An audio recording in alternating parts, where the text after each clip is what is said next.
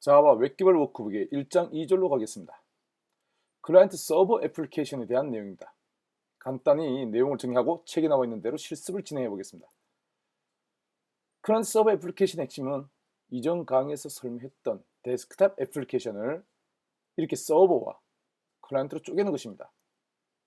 데스크탑 애플리케이션에서는 프레젠테이션 로직과 비즈니스 로직, 데이터 로직을 모두 PC에서 실행했습니다. 이것을 이렇게 클라이언트 서버로 분류하게 되면 비즈니스 로직과 데이터 로직은 서버가 수행하고 프레젠테이션 로직은 클라이언트에서 수행하게 됩니다.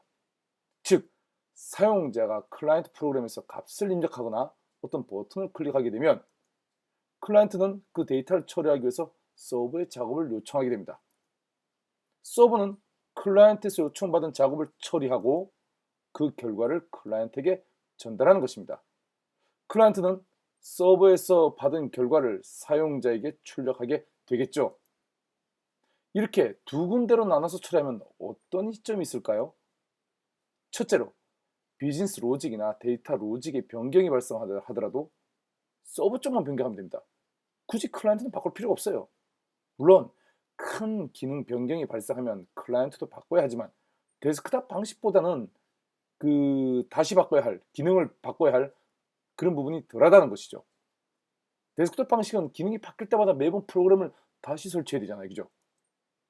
그런데 이렇게 클라이언트 서버 구조로 바꾸면 이전 방식보다는 재설치 횟수가 줄어들게 된다는 것입니다.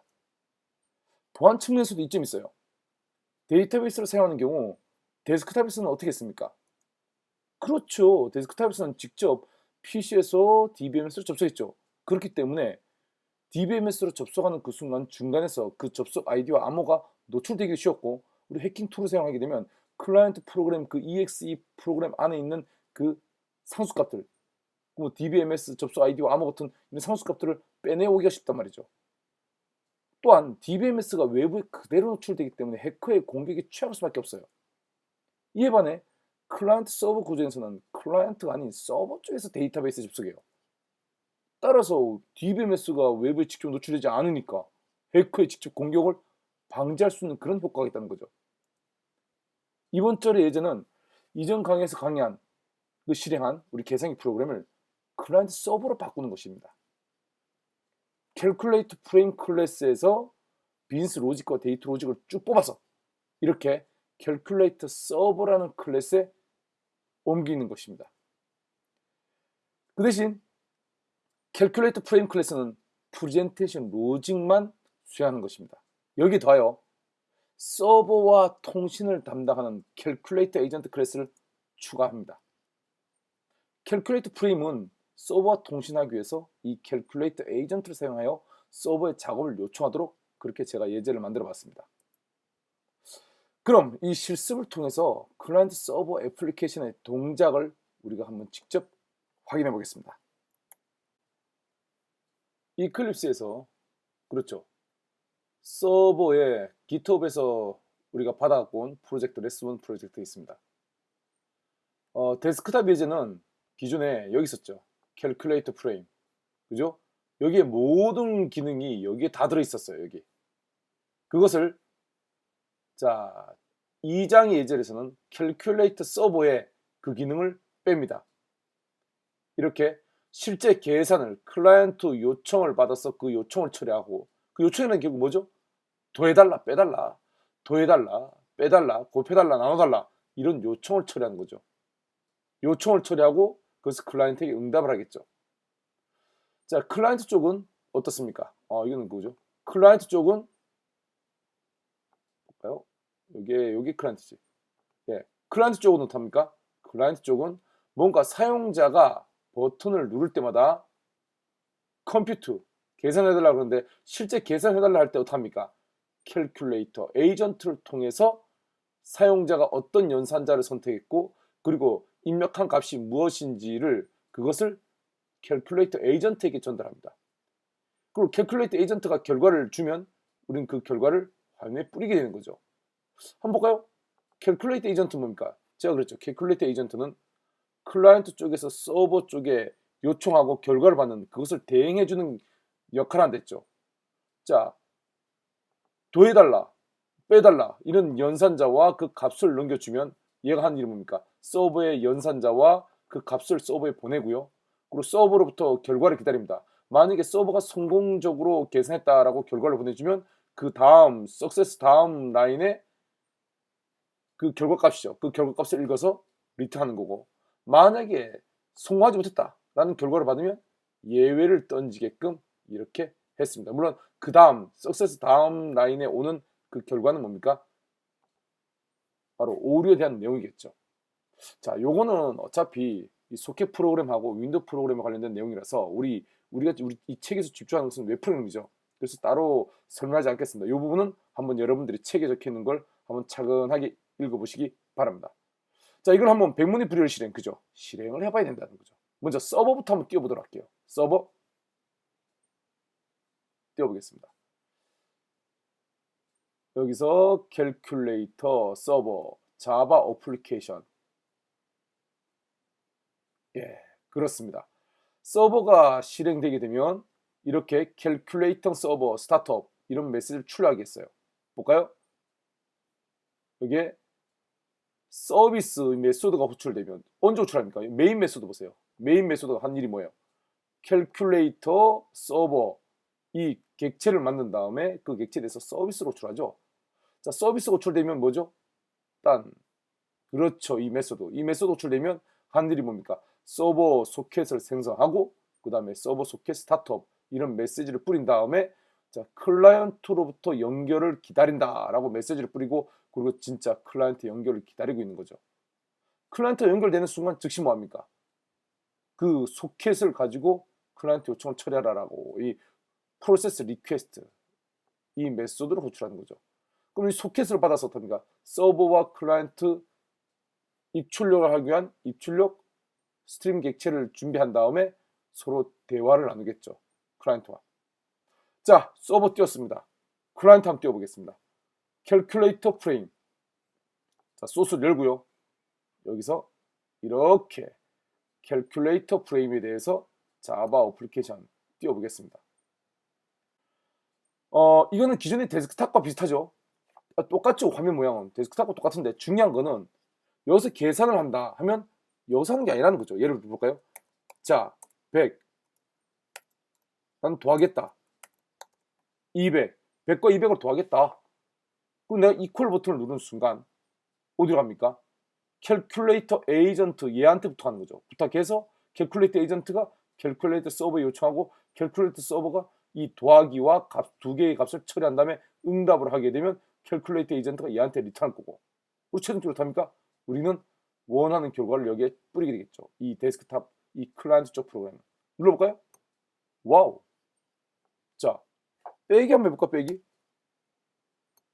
그렇죠.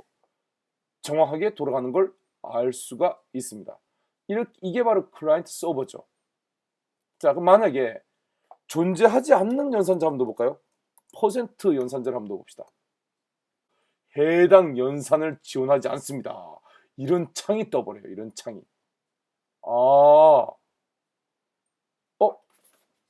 그러면 클라이언트 서버가 제가 아까 뭐라 했습니까? 분명히 클라이언트 서버 구조로 바꾸면 만약에 기능을 추가할 때 큰 기능 변경이 아니라면 서버 쪽만 변경하면 클라이언트는 재설치할 필요 없이 그대로 사용할 수도 있죠.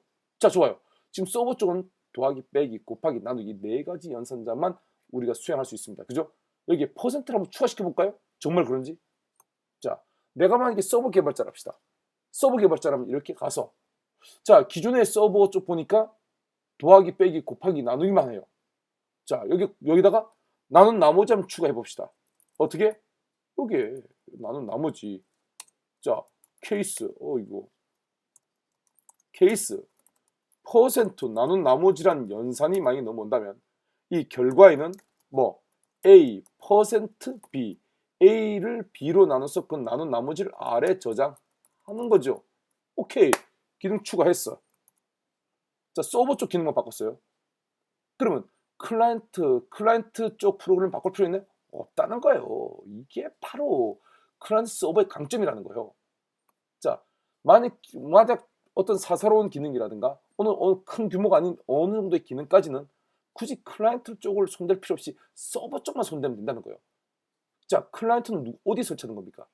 각각의 개인들의 PC 설치하는 거고요. 서버 쪽은 그죠? 서버 쪽에 그 서버 컴퓨터에 워크스테이션이라 됐든가 아니면 메인프레임 됐든 유닉스 서버, 리눅스 서버, 윈도우 에디 서버 됐든 간에 그 서버 쪽에 설치하는 거 아닙니까?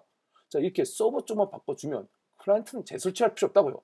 전 뭐 1000명이 됐든 10,000명이 됐든 직원들한테 지금 그 나눈 나머지 연산자 추가됐으니까 여러분들 다시 재설치하기 바랍니다. 이렇게 말할 필요가 없어요.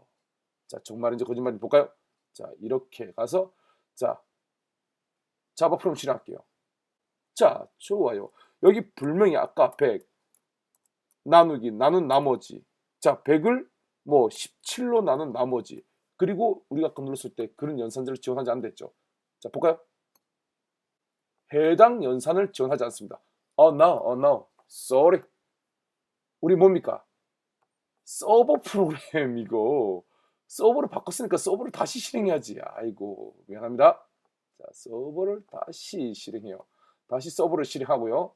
다시 클라이언트를, 자, 이제 클라이언트 일반 사용자가 실행했다고 칩시다. 이렇게 실행했어요. 여기에 아까 전에 안 됐던 100%. 그렇죠. 17. 뭐 10초 할까? 17. 16? 그래, 16이에요. 자, 아까 분명히 연산을 지원하지 않는다 했죠. 해당 연산을 지원하지 않습니다. 근데 지금은 와우! 100을 16으로 나눴더니만 그 나머지가 4가 나왔다는 거예요. 그럼 잡을까요? 24로 할까요? 24? 24로 나눠봅시다. 24도 4네? 그렇지. 자, 그럼 어떻게? 27로 해볼까? 27. 그렇지. 나는 나머지 19. 보세요. 클라이언트 이 데스크탑 프로그램은 이거 보세요. 이거는 다시 설치할 필요 없잖아요. 서버 쪽만 바꾸면 되는 거예요. 언제든지. 그죠? 바로 이겁니다. 바로 이거. 오케이. 자, 이것이 바로 클라이언트 서버 구조로 프로그램을 개발하는 이유입니다. 이번 절의 내용을 정리해 보겠습니다. 자, 클라이언트 서버 구조로 만들게 되면 연산자를 추가하더라도 그렇죠. 서버 쪽만 변경하면 된다는 사실입니다. 따라서 기능 변경이나 추가가 용이하다는 거예요. 단 우리 프로그램에 약간의 문제점이 있어요. 뭐냐면 다중 클라이언트 접속이 불가하다는 겁니다. 그러니까 한 번에 하나의 클라이언트만 접속해서 그 작업을 처리할 수가 있다는 거예요. 동시에 여러 명의 클라이언트가 접속할 수 없다는 거죠. 그거에 대한 내용이 바로 뭡니까? 1-3절에 대해서 제가 그 부분을 어떻게 해소하는지 설명했습니다. 자, 1-3절로 한번 넘어가겠습니다.